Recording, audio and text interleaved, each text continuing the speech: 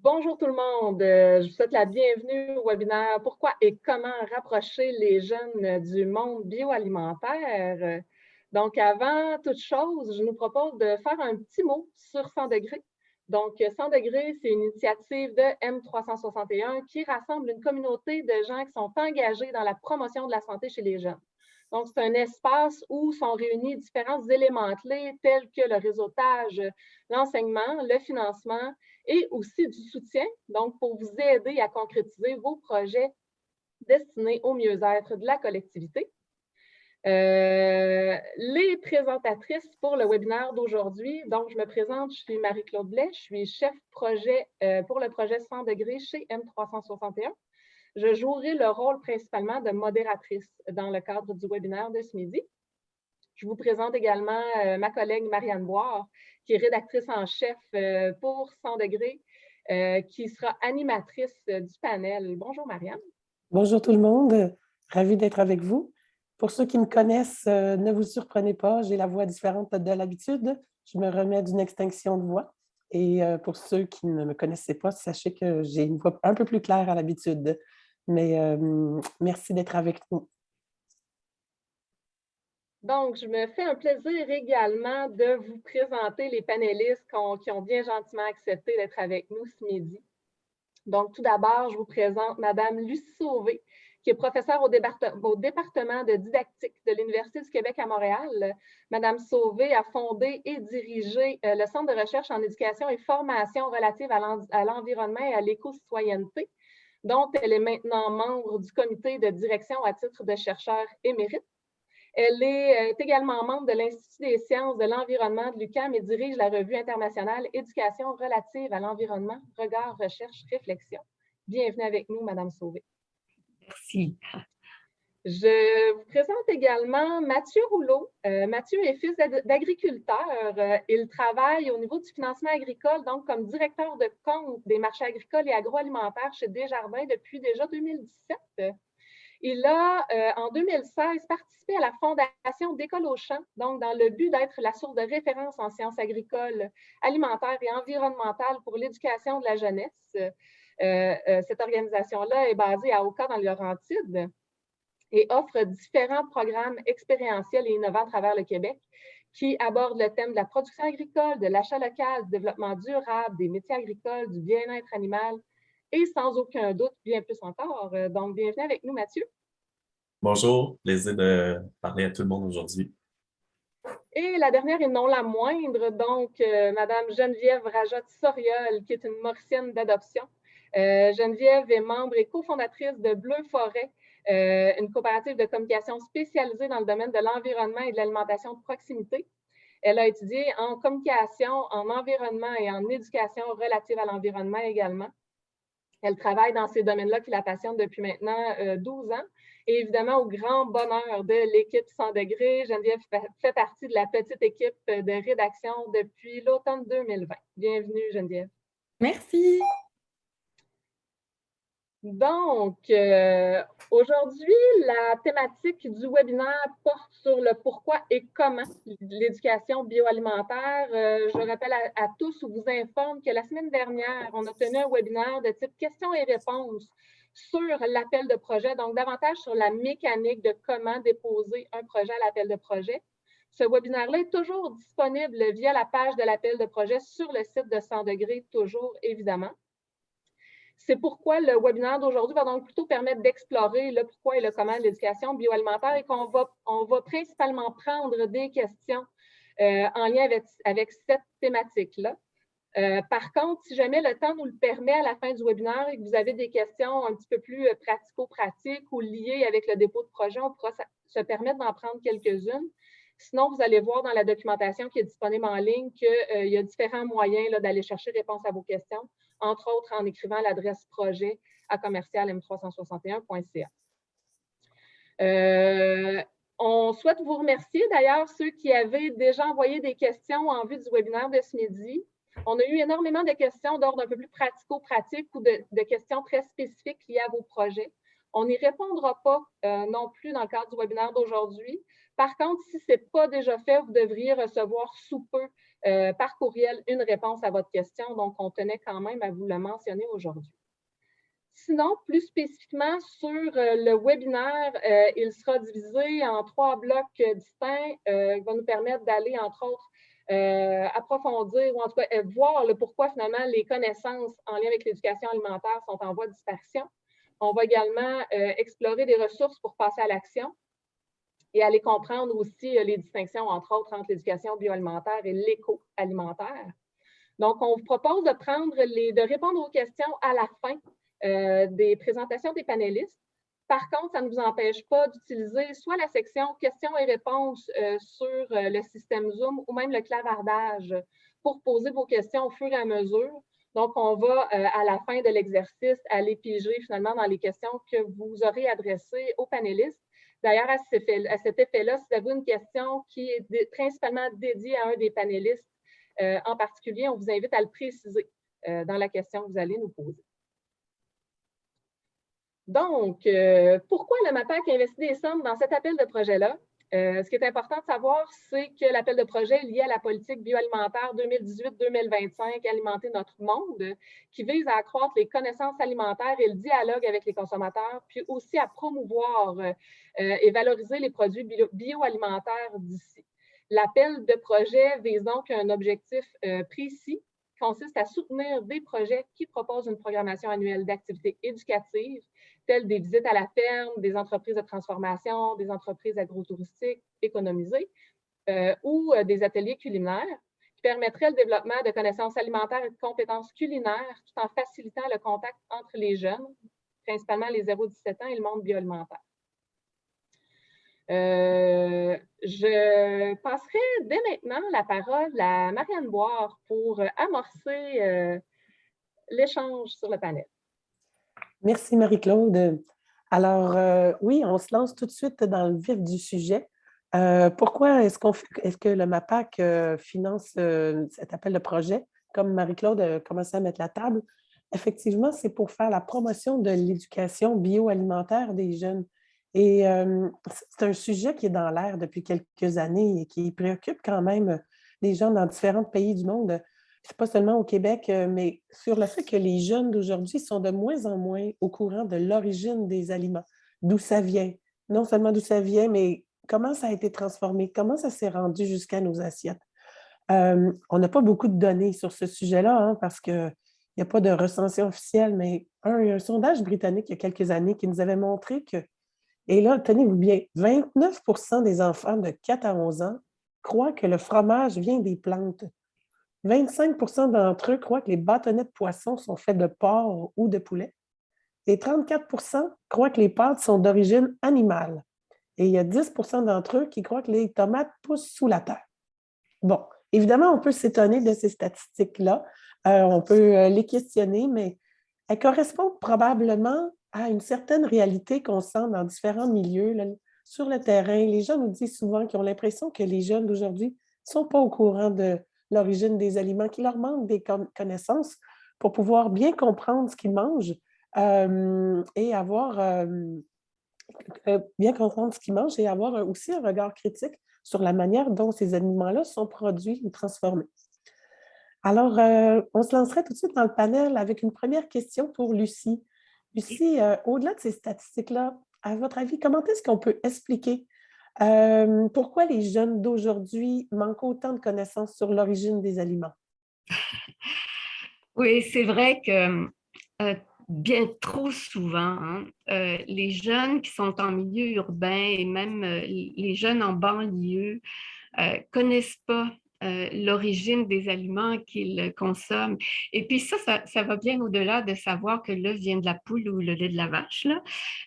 Comme trop d'adultes, d'ailleurs, ils n'ont pas souvent l'occasion de se questionner sur la façon dont les aliments qu'ils consomment sont produits.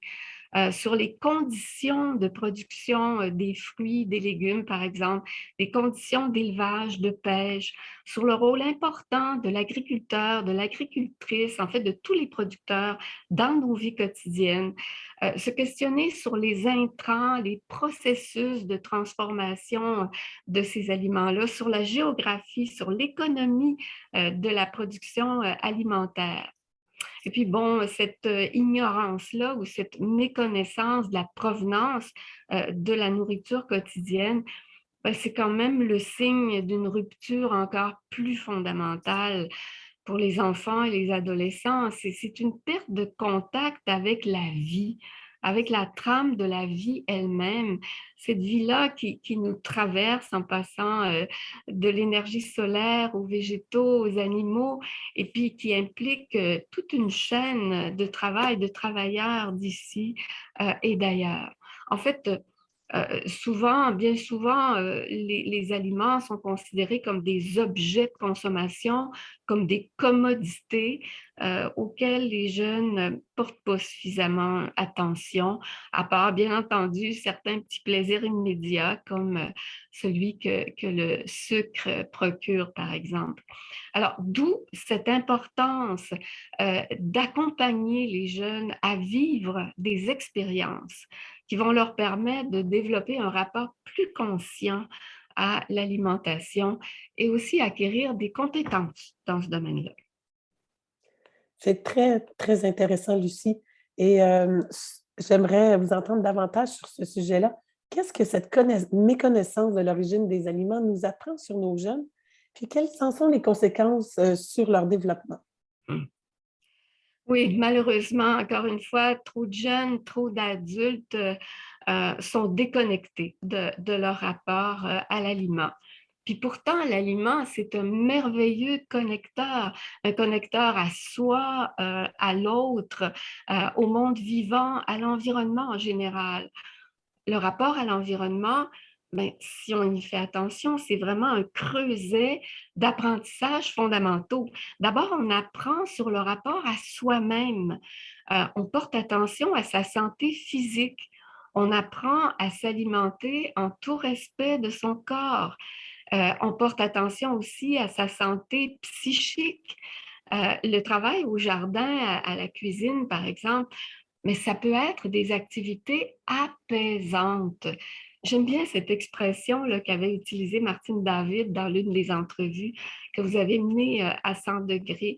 Alors, ce type d'activité peut générer un sentiment d'accomplissement.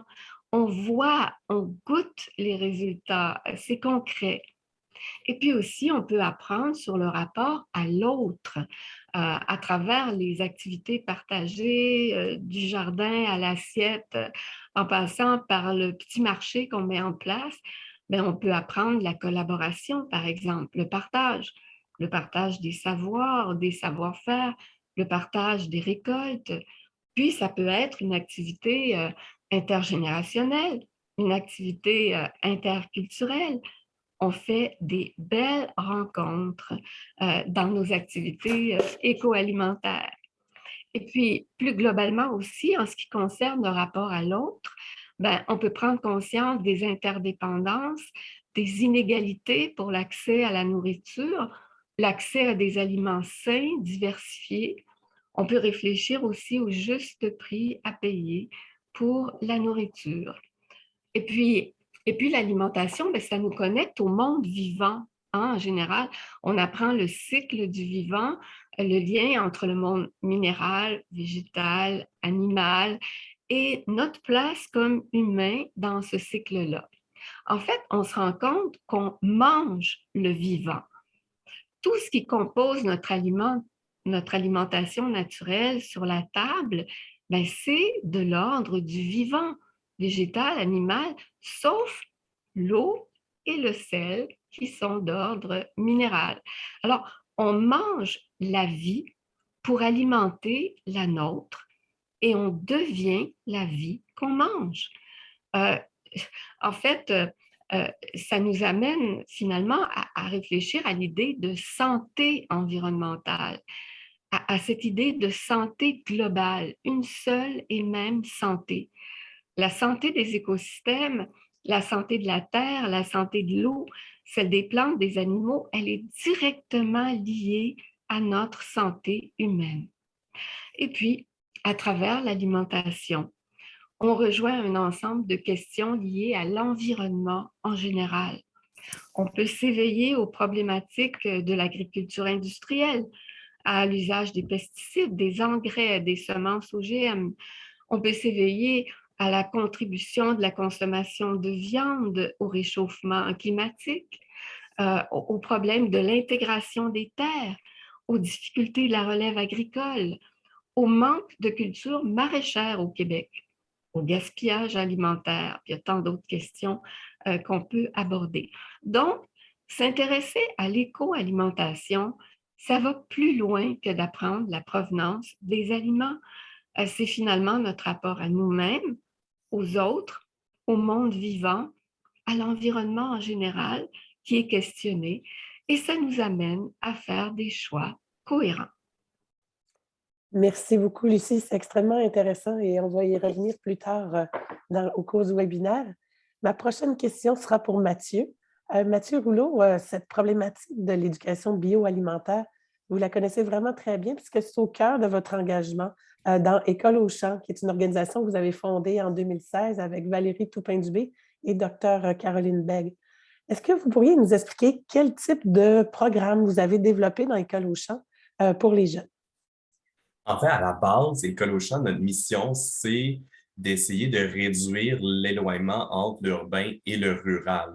Notre objectif, c'est vraiment de développer des programmes expérientiels et innovants qui abordent tout type de thèmes agricoles, soit la production, l'achat local, le développement durable, les métiers, le bien-être animal et encore plus.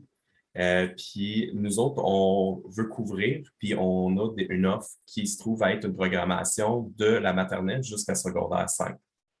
C'est sûr que quand on parle de programme, on ne va pas avoir le même type de programme au début primaire qu'à la fin secondaire parce que les sujets de l'agriculture, de l'environnement et toute l'alimentation est différent. Chez École au champ, on commence par quelque chose qui est un peu plus interactif et très expérientiel parce que à la base, la curiosité du jeune commence par ça pour le captiver. Donc, pour nous, c'est un incontournable que les jeunes soient impliqués, puis peuvent demander des questions, puis peuvent explorer, autant dans nos animations en classe, quand on envoie notre staff à travailler avec les enseignants, puis rendre des activités ludiques, ou avoir notre programme Germinapousse pour avoir toutes des fines herbes, de la laitue et tout ça dans les classes. On a aussi tout le volet Je me cultive de l'école à la ferme, qui est un nouveau programme qu'on a lancé cette année, qui est une activité doublée. Donc, on invite l'agri-ambassadeur, donc qui est soit une relève d'une entreprise agricole ou un agriculteur propriétaire dans la classe, font une activité.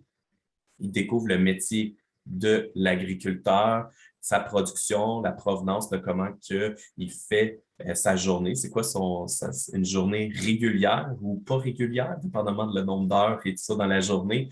Et après ça, l'agri-ambassadeur va les inviter dans la classe, sur leur ferme, après avoir été dans la classe. Donc, ils peuvent voir le lieu de production, autant végétale qu'animale, dehors, à l'intérieur.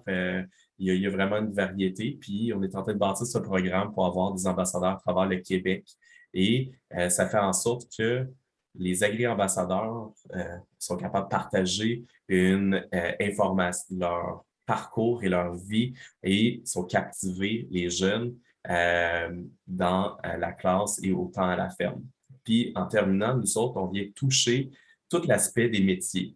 On a plus de 30 métiers dans l'agriculture, dans l'agroalimentaire, et pour nous, c'était un incontournable de toucher les métiers pour que les jeunes, la prochaine génération, pensent que quelqu'un qui travaille dans le journalisme environnemental ou agricole est considéré comme un choix de carrière, est agriculteur, apiculteur, comptable, agricole. Le métier d'agriculture, c'est de connaître la passion et toute la base fondamentale, puis être capable de challenger la prochaine génération à avoir un consommateur éduqué. Extrêmement intéressant comme programmation pour les jeunes. Et quel genre d'apprentissage concret est-ce qu'ils peuvent vivre dans ces programmes-là? En fait, nous autres, on veut que les jeunes sortent de notre programme avec quelque chose qu'ils ont appris, qu'ils sont capables de soit changer un comportement ou même quand ils arrivent à la maison, ça arrive fréquemment, que les parents se font challenger sur leur choix alimentaire dans l'épicerie. Est-ce que ça vient de quelque chose de proche? C'est-tu étranger? C'est comment c'est produit? Donc, pour nous, c'est vraiment important de rendre ça ludique puis que les jeunes participent à leur éducation. Puis, à la base, on peut expliquer que une de nos activités que je trouve qui est très fascinant et facile à utiliser comme exemple, c'est on peut expliquer qu'un liquide devient un solide avec la glace. Si on utilise la crème, on le met dans un pot de beurre d'arachide, on met des baies, puis on le fait brasser, puis on le rend interactif, mais il va comprendre que ça va faire du beurre. Puis il va comprendre que par la suite, on va parler de la production, on va être capable de faire ça. Fait que ça fait en sorte que les jeunes sont impliqués dans leur propre éducation, puis ça permet de développer la curiosité. Parce que moi, à la base, c'est comme ça que j'ai appris. Moi, je suis né du milieu agricole. Fait autant dans le jardin avec ma mère ou avec les animaux, avec mon père, ma passion vient de là. Puis j'adore tout ce qui est environnemental. Puis c'est ça que les jeunes ont besoin d'avoir pour vraiment comprendre l'agriculture. Quels sont les avantages pour les jeunes de vivre ce type d'apprentissage expérientiel-là, d'être directement mis en contact avec cette réalité-là du monde bioalimentaire? Mais en ayant un contact direct, ils sont capables de des fois questionner comment que c'est produit. Ils sont capables de aussi savoir tout l'aspect le travail qui est impliqué dans la plantation d'un champ de carottes, la récolte, le taillage, puis peut-être de comprendre aussi où eux, ils peuvent s'impliquer dans le milieu.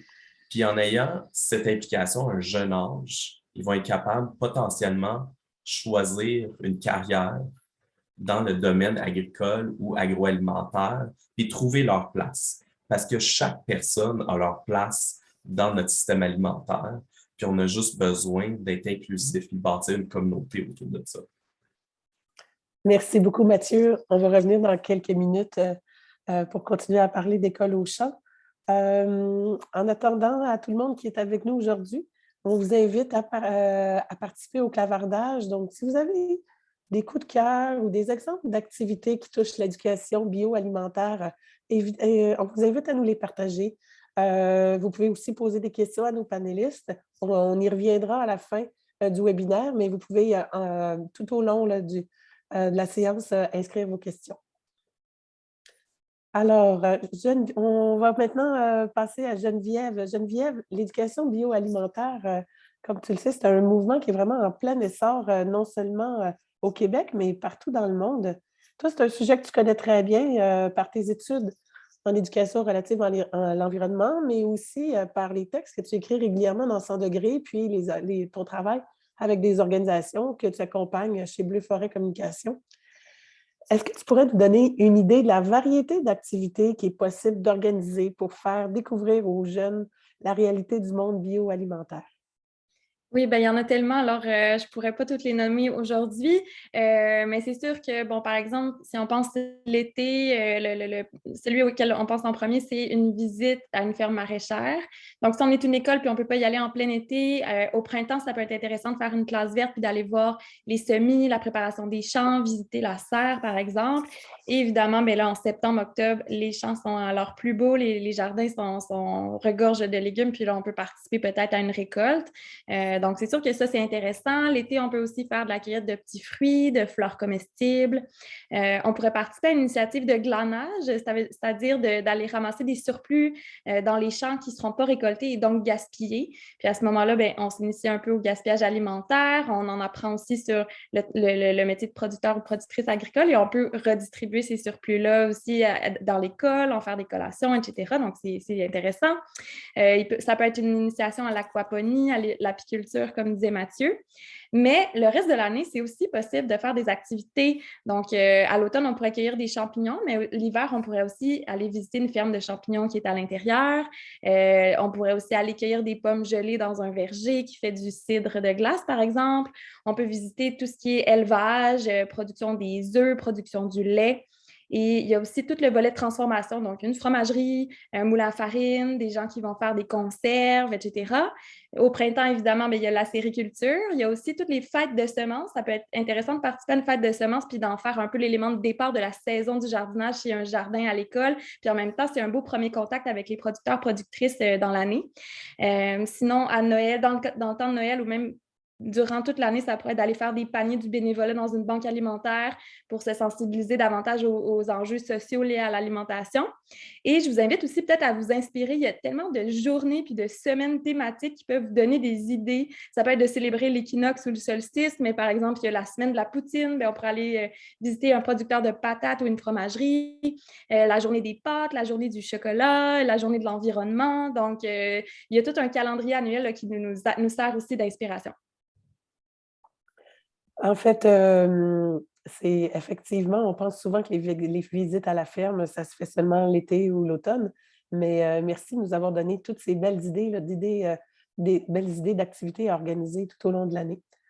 On sait qu'il y a de plus en plus d'enseignants puis d'intervenants qui travaillent auprès des jeunes qui souhaitent vraiment offrir ce genre d'activité-là à leurs élèves ou, si ce n'est pas leurs élèves, à leurs campeurs ou les jeunes avec qui ils travaillent dans leur milieu.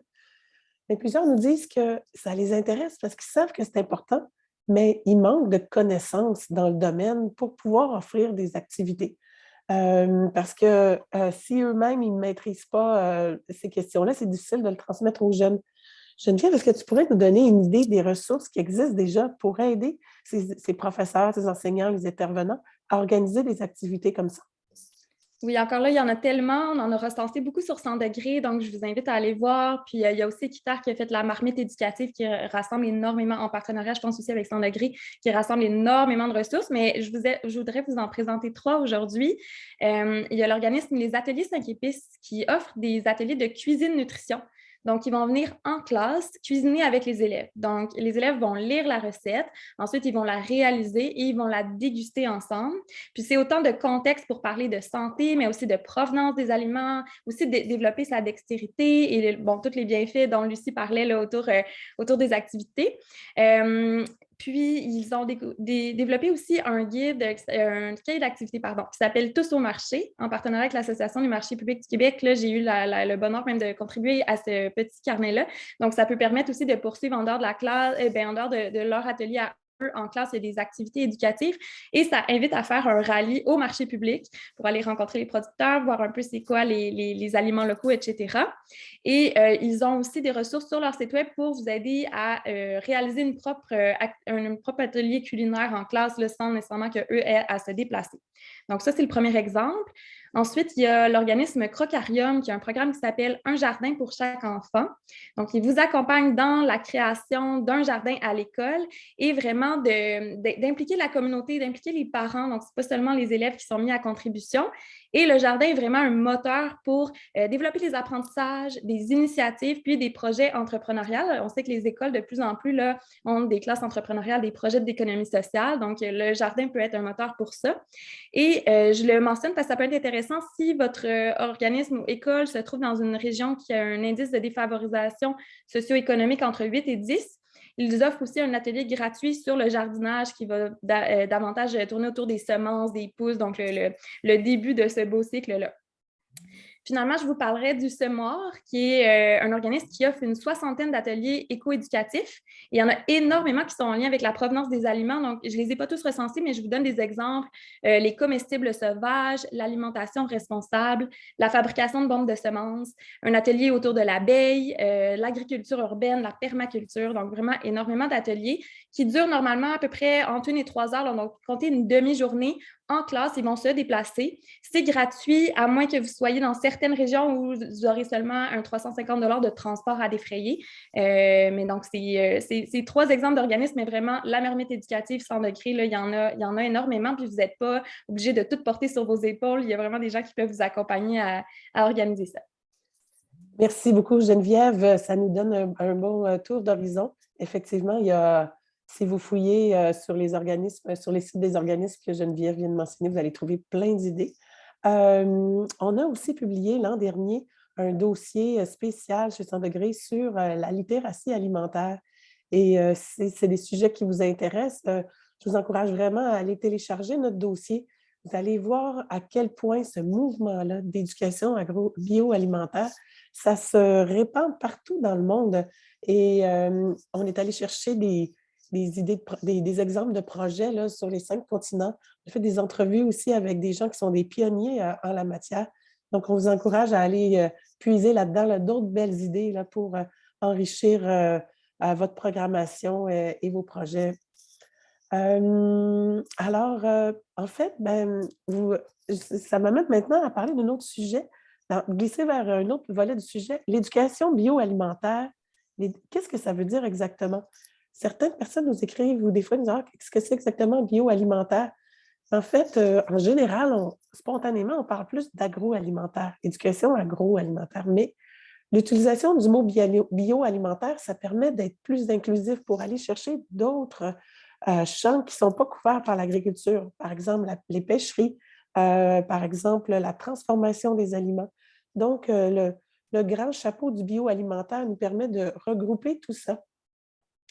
Mais Lucie Sauvé, vous, dans vos activités de recherche, vous utilisez souvent le terme non pas agroalimentaire ni bioalimentaire, mais vous parlez d'éducation éco-alimentaire. Est-ce que vous pourriez nous expliquer qu'est-ce que cette expression-là implique? Mais oui, en fait, comme vous l'avez évoqué, Marianne, quand on parle de bioalimentaire, on va faire référence davantage à la dimension économique du secteur alimentaire. On va parler de l'industrie alimentaire, hein, et ça couvre très large, là, comme ça a été évoqué. Mais quand on parle d'éco-alimentation, on parle de tout ça, mais on met l'accent sur une dimension fondamentale et transversale de l'ensemble des activités du monde alimentaire, et c'est la dimension écosystémique de l'alimentation. Alors, on s'intéresse à la façon dont l'alimentation est liée à l'ensemble des éléments des écosystèmes qui permettent sa production, sa transformation, sa distribution, sa consommation, sa post-consommation aussi. Alors, l'éco-alimentation, ça fait référence à une alimentation saine, diversifiée, produite, distribuée, consommée dans le respect de la santé des écosystèmes et qui se préoccupe de l'équité des rapports sociaux. Et puis, l'éducation à l'éco-alimentation aborde justement ces différents aspects-là, écologiques, sanitaires, sociaux, de la production et de la consommation des aliments. Mais en fait, en éducation à l'éco-alimentation, de préférence, on va proposer aux jeunes d'apprendre en vivant des projets, des expériences liées à l'alimentation, du jardin au rucher, à la pêche, au marché, à la cuisine. Et puis justement, Geneviève et Mathieu là, viennent d'évoquer un ensemble de projets qui sont vraiment mobilisateurs pour les jeunes. Effectivement, Mathieu et Geneviève nous ont donné un bon aperçu du type d'activité qu'on peut offrir aux jeunes. À votre avis, Lucie, en quoi est-ce que ce type d'activité peut contribuer au développement de l'éco-citoyenneté des jeunes? L'éco-citoyenneté, c'est la dimension politique de notre rapport à l'environnement. Et bien sûr, ça va inclure l'alimentation. Alors, politique, là, ça paraît compliqué et loin de nous, mais politique au sens de nos vies quotidiennes collectives, ça veut dire s'occuper ensemble de ce qui nous concerne tous. Et puis l'alimentation, c'est un objet politique par excellence. Il faut s'en occuper ensemble.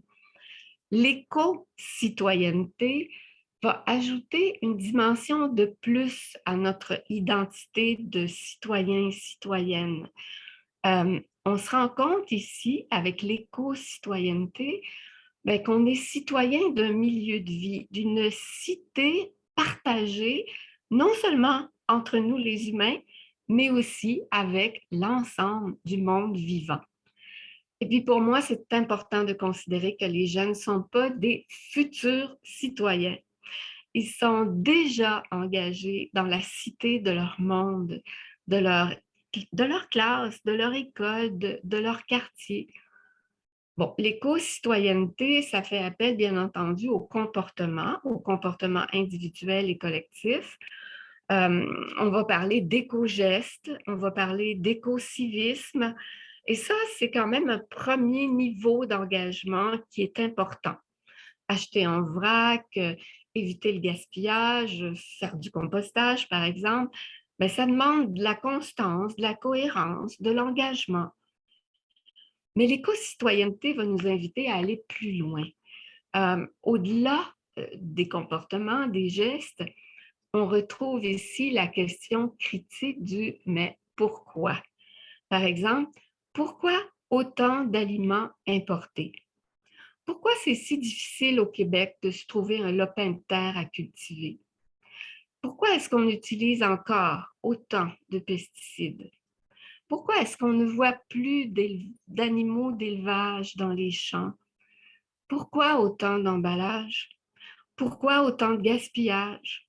Pourquoi les banques alimentaires sont devenues plus nécessaires que jamais? Alors, se poser ce type de questions-là, puis chercher des réponses, ça donne une signification, une valeur ajoutée à nos éco-gestes, une valeur politique en fait.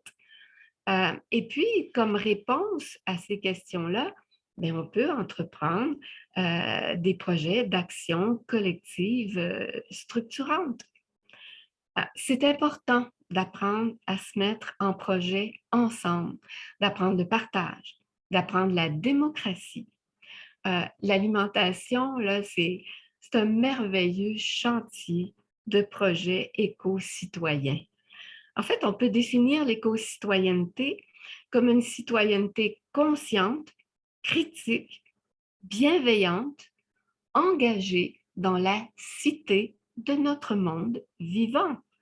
Donc, éduquer à l'éco-alimentation, c'est bien sûr développer des connaissances, des habiletés de production, de transformation des aliments, mais c'est aussi développer un regard critique sur le monde, développer des valeurs de soin à l'égard du vivant, de partage avec les autres humains, c'est développer une volonté d'engagement éco-citoyen. Et même chez les tout-petits, à leur mesure, chacun à sa mesure. Mais en fait, c'est un projet éducatif qui va concerner l'école, bien entendu, mais aussi tous les acteurs de notre communauté éducative. Les parents sont interpellés, les producteurs agricoles, les commerçants, les animateurs communautaires, les médias. En somme, c'est toute notre société éducative qui est interpellée autour de cette dimension fondamentale de nos vies, l'alimentation. Mathieu, je suis certaine que cette vision que vient de nous partager Lucie, ça résonne beaucoup pour vous qui travaillez au quotidien avec des jeunes dans ce domaine-là. Mais je me demandais, est-ce que vous recevez des témoignages de professeurs ou d'intervenants qui, au sujet des effets des activités d'école au champ sur les jeunes? C'est sûr, on en a beaucoup, là. Ça dépend du programme et tout ça. Il y a tellement de choses qui sont véhiculées par les enseignants. Tu sais, des enseignants qui disent « Hey, c'est la première fois que j'ai été capable de ne pas pogner un élève sur son cellulaire. » Il était captivé par l'activité, il était impliqué, il se sentait interpellé par les sujets. On a des parents qui ont dit « Maintenant, il faut que je me watch un peu plus parce que moi, j'ai jeté quelque chose dans la poubelle, puis il a dit que la poule, elle pouvait manger ça. Puis ça fait en sorte qu'on est en train de pas seulement conscientiser le jeune, on est en train de bâtir une famille autour de toutes les gens qui sont conscients. Et oui, on est le focus sur les jeunes parce que les jeunes sont nos futurs consommateurs, sont nos citoyens d'aujourd'hui, mais c'est eux autres qui vont acheter les produits dans pas long. C'est aussi la future main-d'œuvre indirectement de faire des choix conscients, éco-responsables. C'est vraiment un plaisir. Tu sais, il y a une employée a dit, ça fait du bien, qu'est-ce qu'on fait? C'est vraiment valorisant de contribuer à l'avancement de la communauté et des jeunes parce qu'ils sont heureux dans les activités qu'on fait. Effectivement, les jeunes sont de formidables vecteurs de changement. Et vous travaillez aussi avec des producteurs, vous nous en avez parlé tout à l'heure avec le programme Agri Ambassadeur. Et eux, ces agriculteurs-là, qu'est-ce que ça leur apporte de transmettre leur expérience aux jeunes? En fait, la communauté rurale, agricole, agroalimentaire, c'est des gens qui veulent s'impliquer dans le futur de la société. C'est des gens qui sont là, qui s'adaptent aux consommateurs. Fait qu'indirectement, si on a un besoin, on doit travailler avec eux.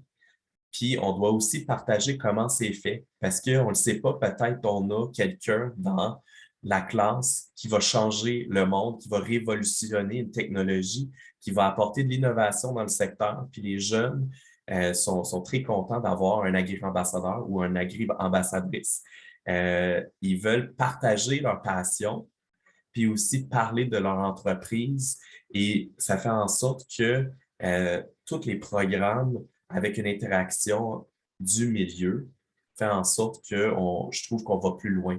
Tu sais, École Auchan, on a un principe d'avoir les progressions d'apprentissage qui sont toutes évaluées avec chaque programme pour faciliter la tâche des enseignants, mais aussi donner un clé en main pour être capable d'avoir des modules gratuits sur notre plateforme éducative ou d'autres choses. Mais ça fait en sorte qu'on est en train de bâtir une communauté responsable et plein conscients qui sont capables de contribuer à l'avancement de notre société.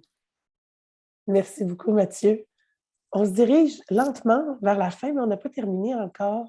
Il y a plusieurs d'entre vous qui nous écoutent aujourd'hui, qui vous vous apprêtez à participer à notre appel de projet. Peut-être que vous êtes à quelques heures ou quelques jours de déposer votre dossier de candidature. Donc, vous êtes en train, vous aussi, à chacun votre manière, de préparer des activités pour mettre les jeunes directement en contact avec des producteurs.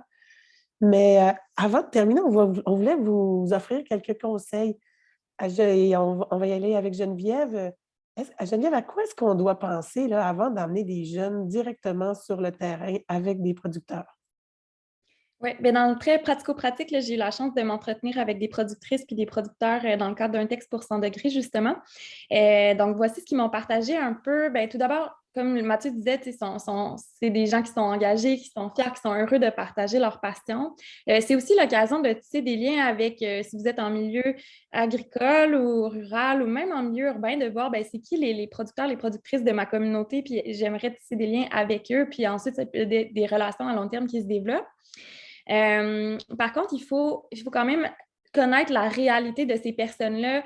Par exemple, sur une petite ferme maraîchère où parfois il y a 1-2 personnes seulement qui s'occupent de tout, bien, le temps qu'il ou elle vous accorde, c'est du temps qu'ils ne sont pas en train de travailler.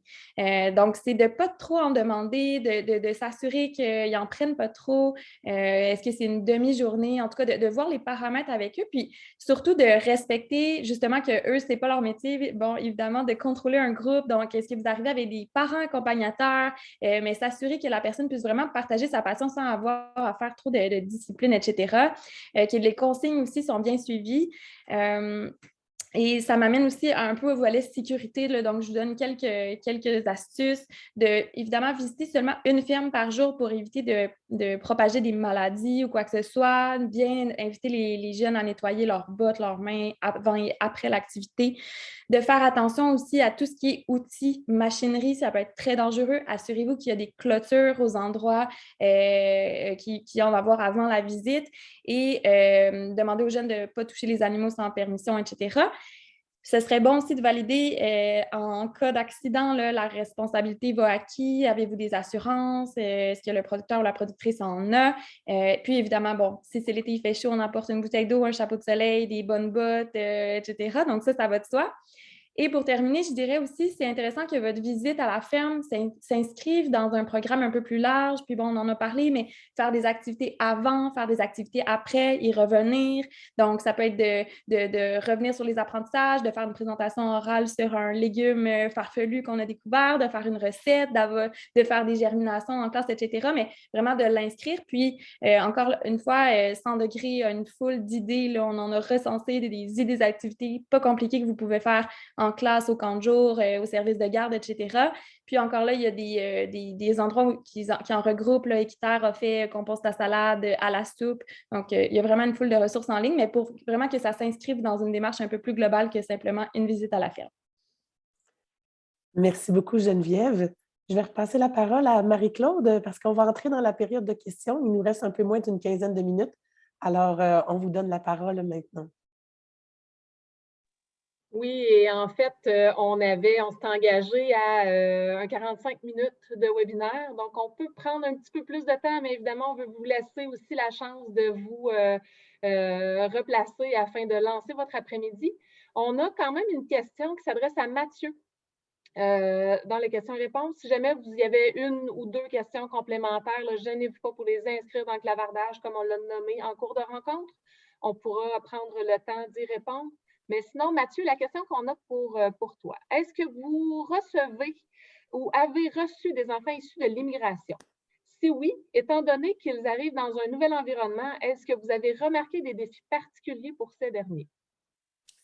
Merci pour la question. Je dirais qu'un groupe spécifique de l'immigration, non, mais on en a eu des classes qui sont très diversifiées. Notre objectif, c'est de rendre ça ludique. On travaille au niveau de rendre ça interactif. Il ne faut pas oublier que toucher, goûter demeure et sentir demeure des choses en agriculture qui sont très sensorielles et ça demeure une des façons les plus faciles à interagir, même les plus gênés de la gang. Puis on s'adapte toujours à la foule. Fait que nous autres, quand on a formé nos agri-ambassadeurs ou même nos employés, tout l'aspect ludique, interactif, s'adapter à la foule est très important.